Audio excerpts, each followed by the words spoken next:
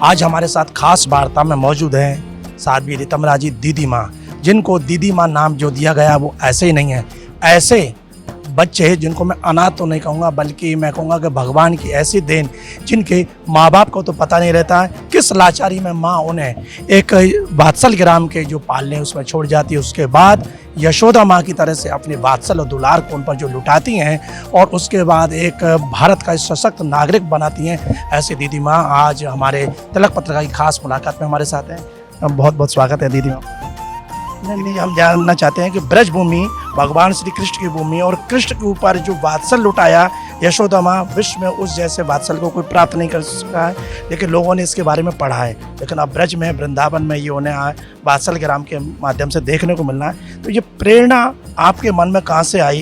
यशोदा मैया को देख के प्रेरणा मिली, क्योंकि उन्होंने कन्हैया को जन्म तो दिया नहीं था, वो तो गोद वाली मैया थी, लेकिन संसार जन्मदात्री को तो इतना याद नहीं करता जितना गोद वाली माँ को याद करता, क्योंकि जननी जन्मती है पर माँ सहेजती है।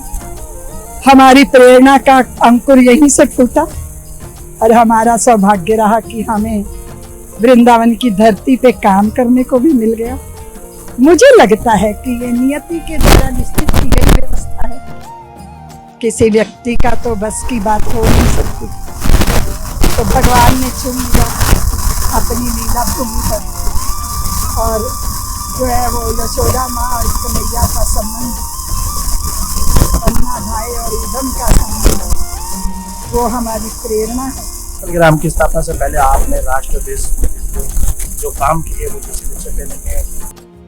हिंदू समाज अपने घर में शरणार्थी है, अपने घर में गाली खाएगा, अपनी परंपराएं तोसी जाएगी। ये बहुत आदती अंदर लग रहा था कि आदत तो होनी पड़ेगी, हिंदुओं के दिल में बोलनी पड़ेगी, चिंगारियां बोलनी पड़ेगी, और फिर उसे हवा देनी पड़ेगी ताकि वो चिंगारियां ज्वालाएं दें, और हम अपने अधिकार की लड़ाई लड़ें।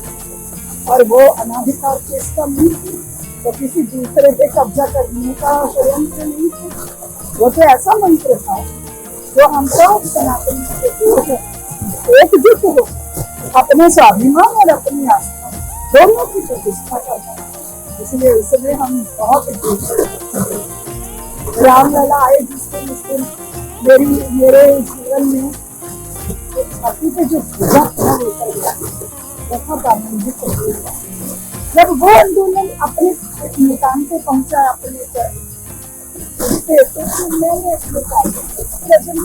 अपने जीवन को, अपने समय को, क्योंकि मन में कल्पनाएं तो बहुत होती हैं, ऐसा होना चाहिए, ऐसा होना चाहिए, ऐसा होना चाहिए, लेकिन वो करेगा कौन? वो स्वयं करना पड़ता है। 22 जनवरी को अयोध्या में जब आप भाव में आपकी अश्रुधारा बह रही, आप नृत्य कर रही थी, उस समय मन में क्या चल रहा था? तो आपने जो चिंगारी लगाई उसको ज्वाला बनाया और वो अपने मुकाम पर उस दिन पहुंची, उस दिन का क्या आपके मन में भाव?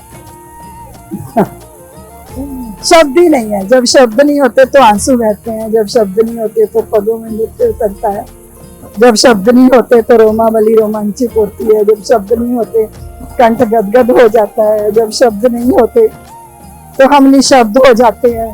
वो ऐसी भाव दशा थी। लग रहा था राम जी आ रहे, लग रहा था आसमान से सारे देवता इस दृश्य को देख रहे हैं। लग रहा है ये मंदिर पत्थर की जो है प्राचीरों पे खड़ा नहीं है, मेरे कार सेवकों और मेरे पुरखों के बलिदानों की बुनियाद पे खड़ा। ऐसा लग रहा था कि हमारी चिरकालीन प्रतीक्षा के गर्भगृह में राम लल्ला आ गए।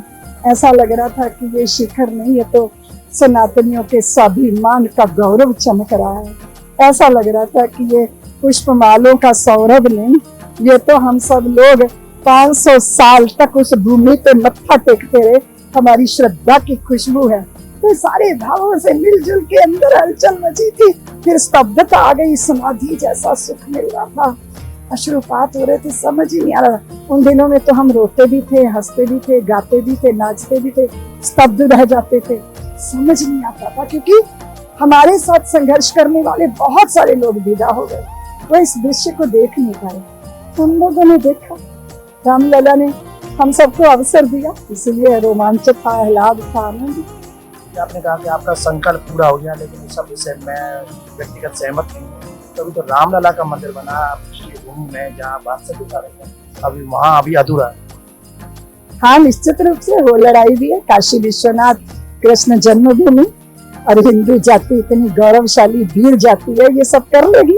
विश्व जन्मभूमि मुझे लगता है जल्दी मार्ग प्रशस्त होगा। तो आज खास वार्ता में तिलक पत्रिका पर मौजूद रही साध्वी ऋतम्बरा जी, जो कि ब्रज में अब अनाथ बच्चों के लिए वात्सल ग्राम चलाकर उनको अपना वात्सल दे रही हैं और उन्हें एक आदर्श नागरिक बना रही हैं। तिलक पत्रिका के लिए अपने साथी कैमरा पर्सन रिंकू वर्मा के साथ वृंदावन से मैं सुशील गोस्वामी।